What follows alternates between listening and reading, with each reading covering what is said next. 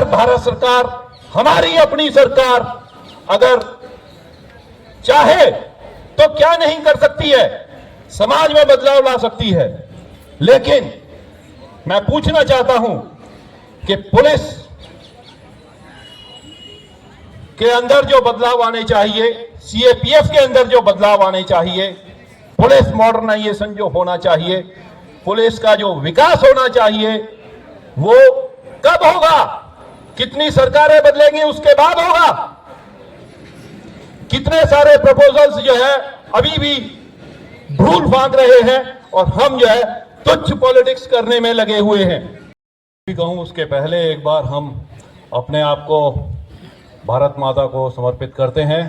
मेरे साथ एक बार जोश के साथ नारा लगाएं, हाथ उठा करके, भारत माता के, भारत माता के, भारत माता के। जी हां, ये आवाज हवा में दूर तक गई होगी, ऐसा मेरे को उम्मीद है। मैं सबसे पहले उपस्थित मातृशक्ति का नमन और वंदन करता हूं। आपने अपने मन की बात मंच पर रखी है और आपकी बात सुनकर हम सभी का मन व्यथित है कि अगर आप अपने दुख को बयान करने के लिए कहीं जाओगे तो आपके ऊपर उसका परोक्ष या अपरोक्ष असर होगा। पतियों को परेशान किया जाएगा।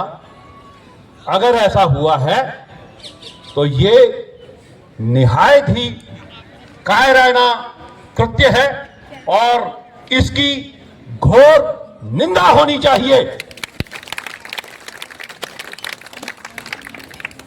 फोर्सेस कभी भी इस तरीके के अप्रोच कृत्यों में नहीं पड़ती हैं। उनकी एक ही आवाज होती है, एक गोली निशाना एक। यहां पर भी एक ही गोली और वह है समस्त सीएपीएफ के साथ षड्यंत्र पूर्वक अत्याचार। इससे कम कुछ भी नहीं है। मैं स्टैटिस्टिक्स में नहीं जाना चाहता, लेकिन देश से सवाल पूछना चाहता हूं कि गरीब का जब पांव दबता है, जब वो बिल मिलाता है तो कहां जाता है? साहब, सबसे पहले वो थाने जाता है। थाने के बाद अगर जाता है तो वो अदालत की शरण में जाता है।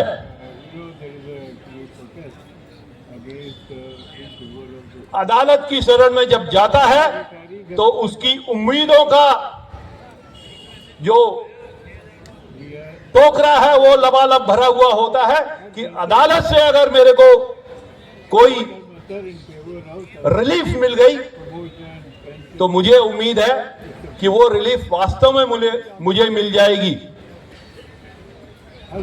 33 साल कुछ महीनों का सैनिक अनुभव के साथ मैं आपके समक्ष उपस्थित हूं। मैंने आज तक ऐसा प्रकरण कभी नहीं देखा कि अदालत ने कोई आदेश दिया, किसी ने उस आदेश को मानने से इनकार किया हो। आप भी अपनी अपनी याददाश्त को थोड़ा सा जो है खंगालें। क्या आपके उसमें अगर ऐसा हुआ है? और अदालत में भी 5 फोर्सेस के अवसर है। आदरणीय सुप्रीम कोर्ट, न्याय का सर्वोच्च मंदिर, उसका आदेश तो अपने आप में एक कानून होता है और भविष्य की कार्रवाइयों में वो रेफरेंस के तौर पे कोट किया जाता है, उसके बेसिस पर रिलीफ मिलता है। हम आज देख रहे हैं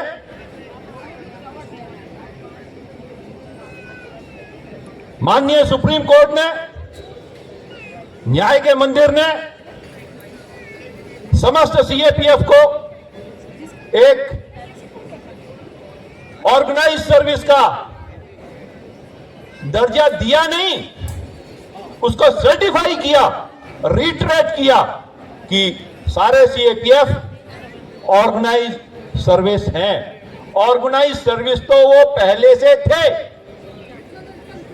केवल उसको न्याय के बल पर स्थापित किया कि ये सीएपीएफ उसी प्रकार से ओगैस है जिस प्रकार से भारत सरकार के अन्य विभाग जो ओगैस हैं, उनमें कोई फर्क नहीं है। अगर फर्क नहीं है तो इंप्लीमेंटेशन में फर्क क्यों? केवल कुछ रुपए एनएफएफयू के नाम पर देने से क्या जो ग्रीवांस है उसका रिड्रेसल हो गया?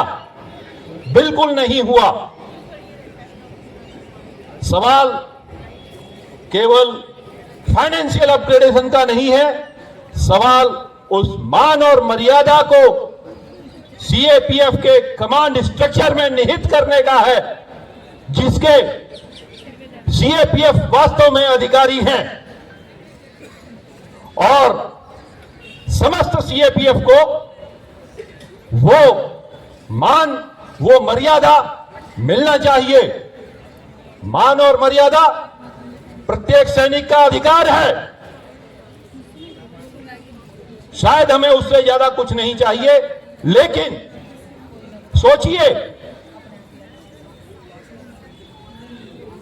माननीय अदालत ने आपको डिफाइन किया, रीडिफाइन किया, रीट्रेट किया कि आप ऑर्गेनाइज ग्रुप पे सर्विस हैं, लेकिन ये किस प्रकार की हठधर्मी है कि आप ओगैस तो हैं, लेकिन उसके जो रिजल्टेंट इफेक्ट्स हैं उनसे आपको वंचित रखा जाएगा, और उसको वंचित रखने के लिए हम कानून लेकर के आ जाएंगे। कानून आ गया, कानून जो आया वो माननीय सुप्रीम कोर्ट के फलसफे के बिल्कुल बरखिलाफ है। उसको कानून की नजर में वो गलत है, अल्ट्रा वायरस है, इल्लीगल है, और समाज के किसी भी तबके का भला ये काला कानून नहीं करता है।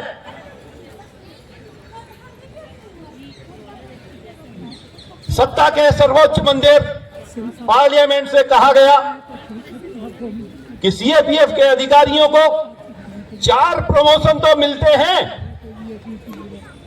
क्या सीएपीएफ के अधिकारी, अधीनस्थ अधिकारी और जवान केवल 4 ही प्रमोशन के हकदार होंगे?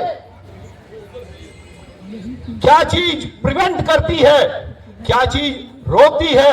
अगर उनके अंदर काबिलियत है, उनके अंदर कर्मठता है, उनके अंदर करने का जुनून है, तो वो सर्वोच्च पद तक क्यों न जाएं? अगर हमें सर्वोच्च पद तक जाने का रास्ता अवरुद्ध किया जाता है तो मेरा मानना है कि ये राष्ट्र की एक स्ट्रक्चर, एक संरचना, उसके भी ये बरखिलाफ है। हमें इस चीज के ऊपर मंथन करने की आवश्यकता है। मैं यहां पर उपस्थित समस्त मीडिया बंधुओं से सवाल पूछना चाहूंगा कि क्या आप अपनी आंखों पर पट्टी बांध करके केवल तथ्यात्मक रिपोर्ट करेंगे या उसका विश्लेषण भी करेंगे? विश्लेषण करने की आवश्यकता है और विश्लेषण करके उसके निष्कर्ष को सरकार के समक्ष प्रस्तुत करने की भी आवश्यकता है। पैरामिलिट्री के किसी भी संस्थान के किसी भी जवान या किसी भी अधिकारी ने किसी भी स्तर का अवहेलना या अवमानना नहीं की है। हमने कमांड स्ट्रक्चर के हाईएस्ट स्टैंडर्ड्स को समाज के समक्ष प्रस्तुत किया है, अलग अलग कठिनाइयों में प्रस्तुत किया है, खुद भूखा रह करके भी किया है। रहने के लिए उचित जगह नहीं भी मिलती थी। रेलवे स्टेशन पर जो है खिचड़ी बना करके खा करके जो है हमने जो है हिंदुस्तान का परचम हवा में लहराया है। हमारी आवाज सत्ता के मंदिर संसद तक जानी चाहिए। मैं अपने सभी आदरणीयों का नमन करते हुए अपने सभी साथियों से अनुरोध करूंगा कि वे संसद के सभी सदस्यों को आग्रह करें कि अपनी अंतरात्मा की आवाज को पहचान कर कार्रवाई करें और पुनः ओ गैस का जो है पुनरावलोकन करें और उसको जो कमियां इसमें हैं जो इसको इलीगल बनाती हैं उन कमियों को खत्म करते हुए एक ऐसा एक्ट प्रस्तुत करने की कोशिश करें जो वो राष्ट्र को मजबूत करे, जो वो बल को मजबूत करे। सीआईपीएफ के अंदर रैंक होते थे सिपाही, लांस नायक, नायक, हवलदार, सब इंस्पेक्टर, इंस्पेक्टर वगैरह वगैरह। सिस्टमैटिकली तरीके से रैंक्स को जो है खत्म कर दिया। मेरा मानना है कि यह कमांड को जो है डाइल्यूट करता है। आज की डेट में मैं आपको विसंगति से भी अवगत करा दूं, आज की डेट में हवलदार को भी वो ड्यूटी करनी पड़ रही है जो एक सिपाही करता है। क्यों? स्ट्रक्चर ऐसा बना दिया, हवलदार के रैंक का इरोजन हुआ है। आवश्यकता है, अगर भारत सरकार, हमारी अपनी सरकार अगर चाहे तो क्या नहीं कर सकती है, समाज में बदलाव ला सकती है। लेकिन मैं पूछना चाहता हूं कि पुलिस के अंदर जो बदलाव आने चाहिए, सीएपीएफ के अंदर जो बदलाव आने चाहिए, पुलिस मॉडर्नाइजेशन जो होना चाहिए, पुलिस का जो विकास होना चाहिए, वो कब होगा? कितनी सरकारें बदलेंगी उसके बाद होगा। कितने सारे प्रपोजल्स जो है अभी भी भूल फांक रहे हैं और हम जो है तुच्छ पॉलिटिक्स करने में लगे हुए हैं। मैं अनुरोध करना चाहूंगा हम सभी के द्वारा अवश्य अवलोकन हो कि हमारी पेंशन क्यों बंद की गई, क्यों उसमें नई पेंशन को लागू करने का प्रावधान किया गया, क्यों ओल्ड पेंशन स्कीम बहाल नहीं हो सकती। क्या मेरा खून, मेरे सैनिक का खून दूसरे संगठन के सैनिक के खून से ज्यादा हल्का है? क्या उसकी शहादत नहीं है? तो क्यों पुलिस को मिलने वाले गैलेंट्री मेडल, वो रिकॉग्निशन, वो पहचान नहीं पाते हैं जो कि डिफेंस फोर्सेस के गैलेंट्री मेडल्स पाते हैं? क्यों सीएपीएफ के सैनिकों के द्वारा किए गए क्लीनेस्ट ऑफ ऑपरेशंस को करने के बाद गैलेंट्री मेडल आने में 4 से 5 साल का जो समय लगता है? ये डिस्क्रिमिनेशन अगर राष्ट्र के हित में नहीं है तो क्यों है और क्यों यह खत्म नहीं होना चाहिए? मैं इन सब मुद्दों के साथ आपके साथ अपने विचार शेयर करते हुए अपने आप को अलायंस को समर्पित करता हूं, अलायंस के ऑब्जेक्टिव्स को समर्पित करता हूं और सामूहिक तौर पर हम समाज में सही बदलाव लाके रखेंगे, ये मेरा विश्वास है। मेरे साथ एक बार जोर से बोलेंगे, जय हिंद।